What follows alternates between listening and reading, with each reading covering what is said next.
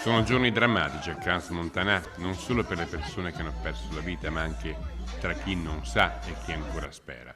E poi ci sono i familiari delle persone ricoverate. Tra questi Alberto De Min, il marito della bellunese Alessandra Galli.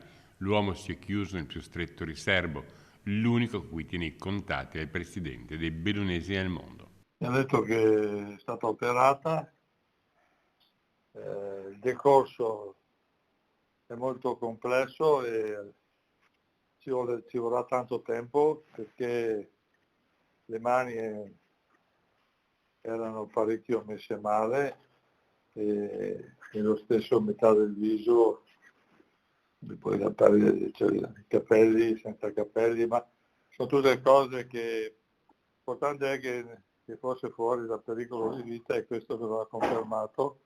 Adesso sta cercando di avere l'autorizzazione dalle autorità sanitarie svizzere di trasferirla all'ospedale di Ginevra, perché loro abitano a Ginevra. Una situazione complessa, tanto che la donna è ancora tenuta in uno stato di sedazione profonda. Lei è ancora sedata, non riesce a parlare, neanche lui è riuscito a parlare con lei. Lui ha istituito un gruppo di amici di Alessandra e ci terrà aggiornati di giorno in giorno. Io ho visto poi i video, i tuoi colleghi che hanno recuperato questi ragazzi che guardano il soffitto che comincia a bruciare e continuano a filmare, cioè una roba veramente, se succedeva una roba del genere in Italia chissà cosa avrebbero detto.